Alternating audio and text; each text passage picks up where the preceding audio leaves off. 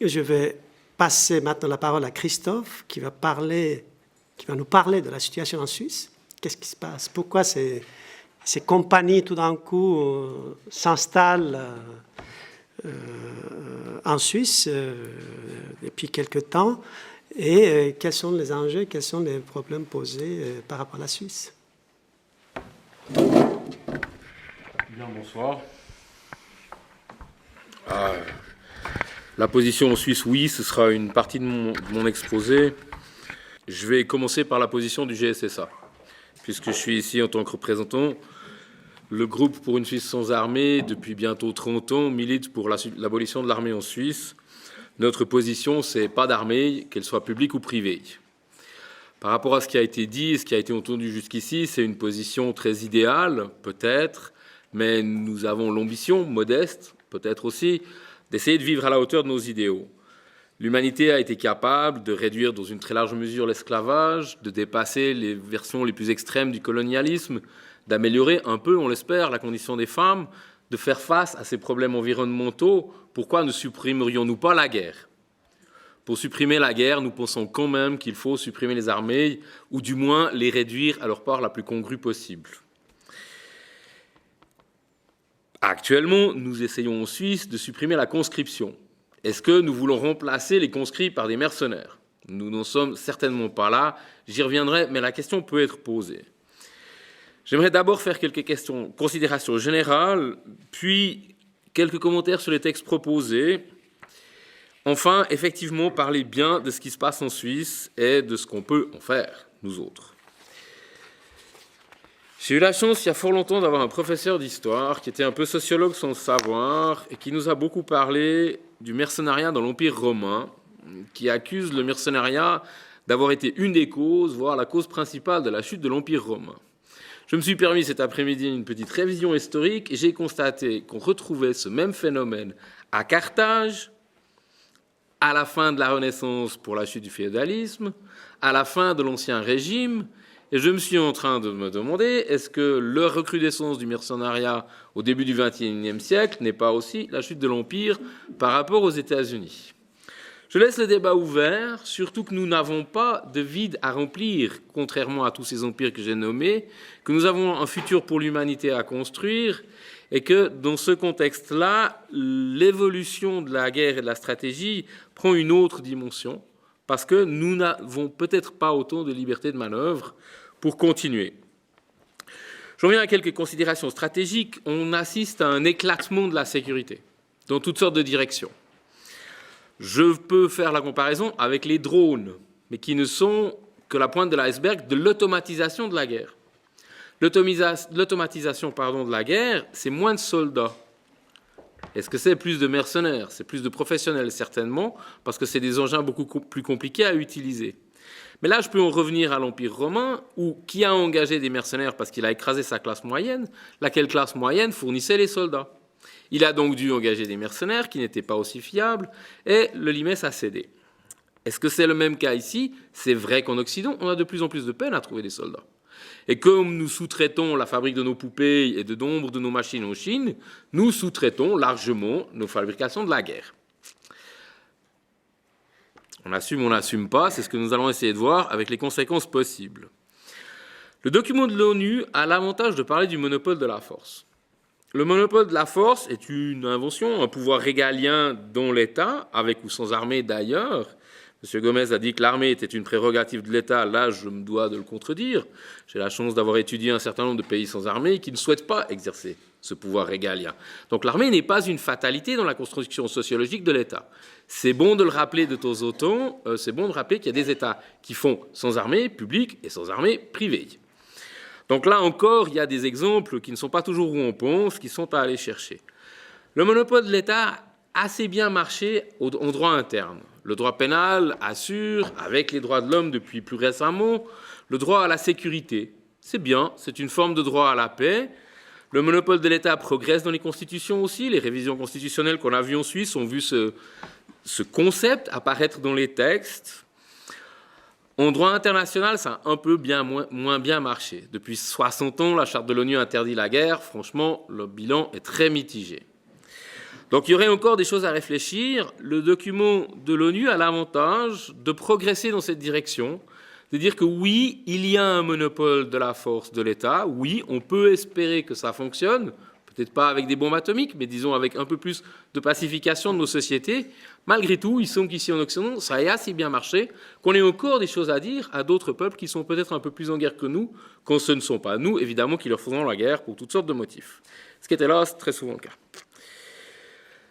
Ce monopole de l'État, il est hélas pas non plus fait d'extraordinaire prévention. Malgré tout, on ne serait pas au groupe suisse sans armée si on ne pensait pas que c'était possible. Donc, quelque part, le concept de sécurité humaine, qui a aussi été développé à l'ONU, qui est malheureusement absent des documents, tant de Montreux que de l'ONU, j'ai passé le mot dans le moteur de recherche sur les deux documents, parce que finalement, le monopole de l'État, il sert à quoi et surtout, il sert à qui? Eh bien, il est à nous. C'est nous qu'il sert.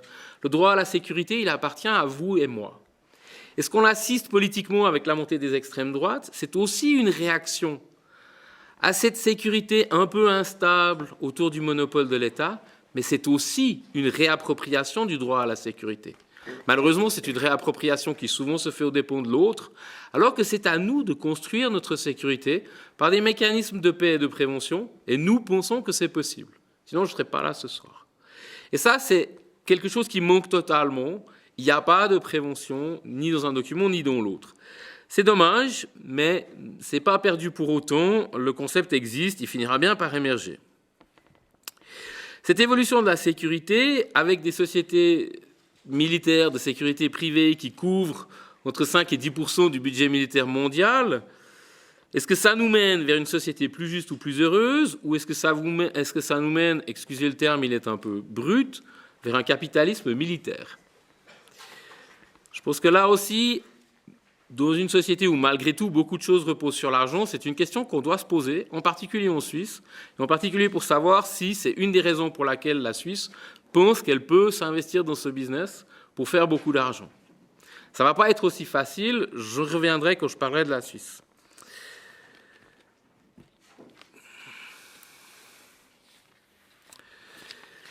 Le document de Montreux en lui-même, il est rébarbatif à lire. Il dit la même chose dans les chapitres avec des petites nuances. C'est intéressant qu'ils soient invocables. À la longue, c'est vrai que s'il y a des procès, on pourra dire mais il y a certains États qui ont adhéré à ce document, mais vous y avez adhéré. Ce n'est pas contraignant, mais vous êtes en contradiction avec vous-même. Est-ce que ça va nous mener loin? C'est mieux que rien. Mais malgré tout, dans ce document, il n'y a pas de mécanisme d'autocontrôle. On a vu, c'est ce qu'on appelle du soft law, du droit entre les gens concernés. On a vu des accords de soft law très bien marcher dans certains domaines, droit de l'environnement, médiation, etc. Mais d'habitude, les sociétés elles-mêmes, ou les groupes de sociétés, ou les corporations se donnent des moyens pour faire de l'autocontrôle. Document de Montreux, rien, pas un mot. Donc on énonce des principes. Si vous savez les lire, tant mieux. Vu comme ils sont réécrits, c'est déjà pas facile. Après, débrouillez-vous. Personnellement, je trouve que ça manque un peu de transparence et d'efficacité. Mais surtout, au niveau de la société civile, pour nous, ça manque totalement de transparence. On n'a aucun moyen de contrôle. Si c'est le document de Montreux qui pose la règle, en tant qu'intervenant civil, on ne voit rien. Il n'y a rien là-dedans qui est fait en notre faveur. Il n'y a pas beaucoup non plus dans le document de l'ONU. Et là, si je dois parler simplement à choisir entre Wikileaks ou la raison d'État, mon choix est vite fait. C'est Wikileaks.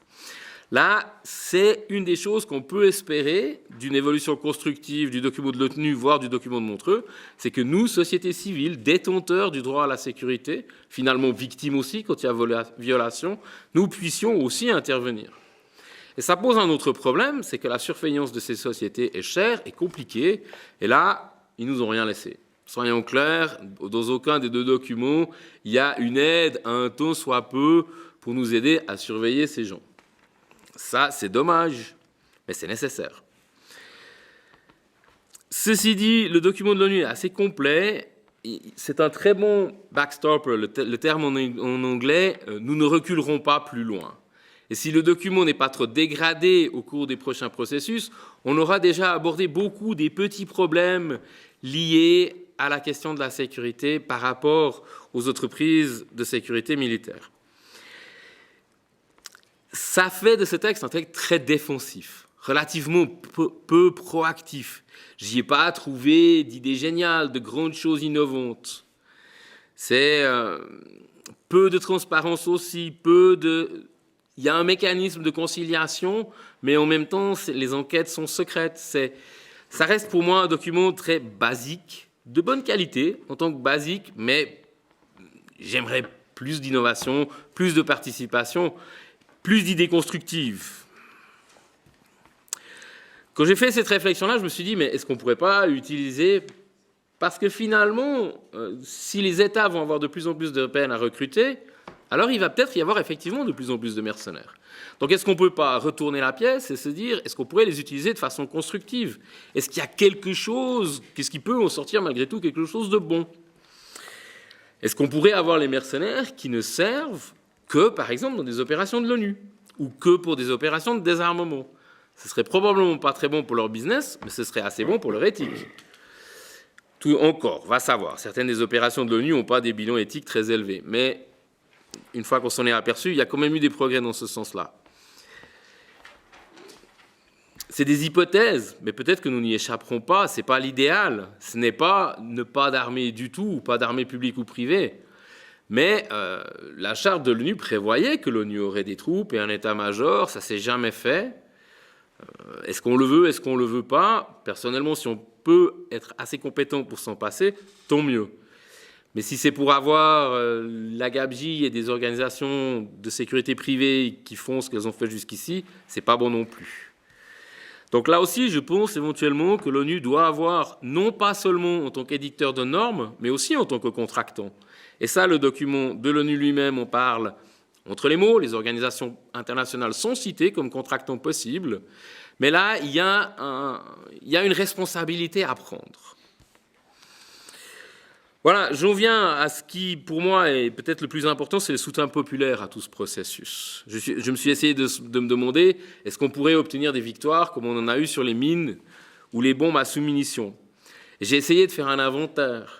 Qui, dans la société civile, est touché par les sociétés privées? Alors évidemment, les pacifistes, les antimilitaristes, les gens qui croient en la paix.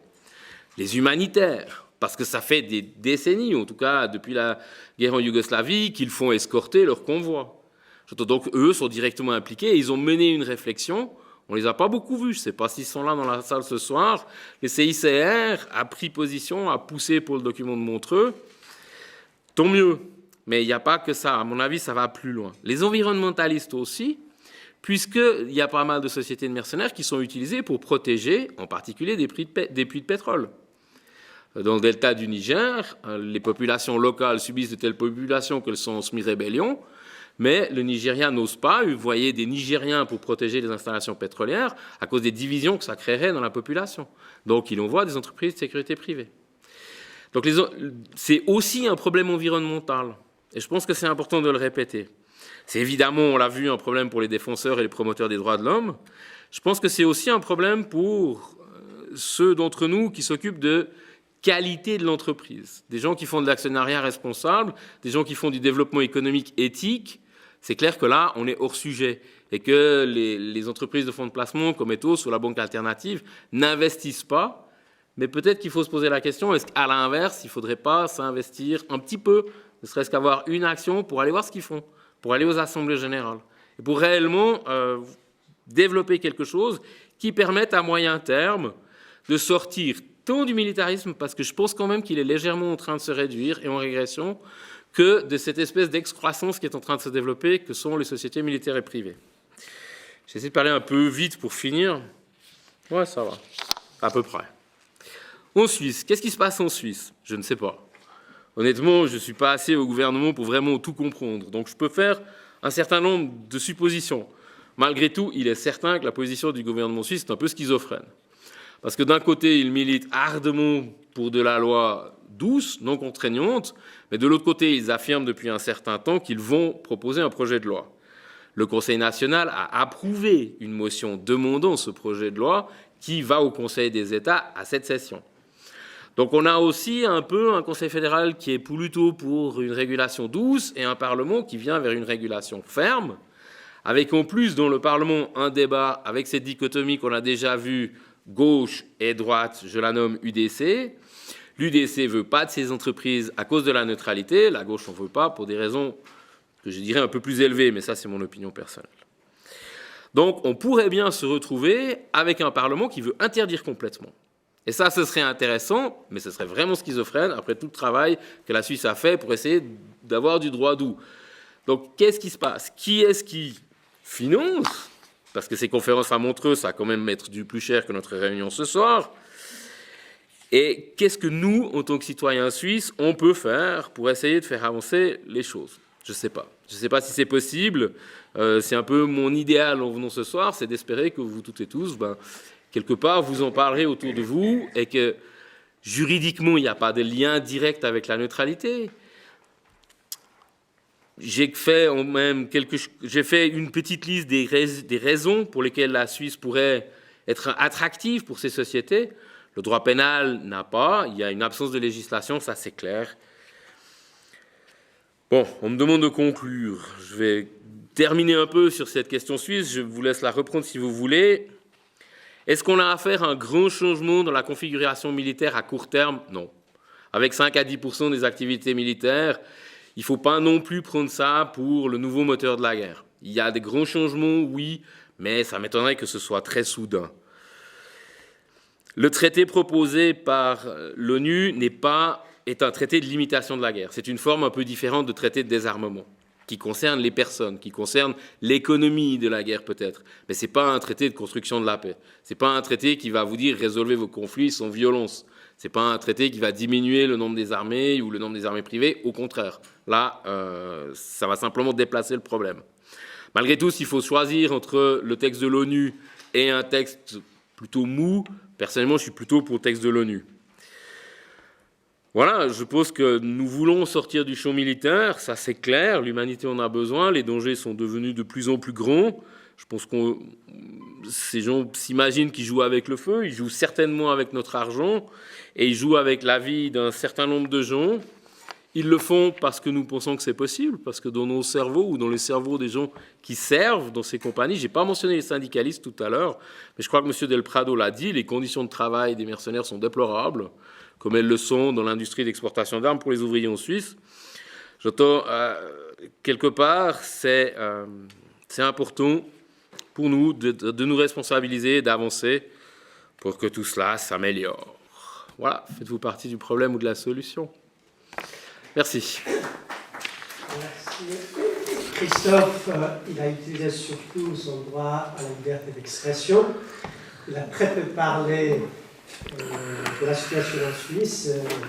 Bien sûr, il a le droit, comme tout un chacun, de commenter les documents de l'ONU ou les documents de Montreux.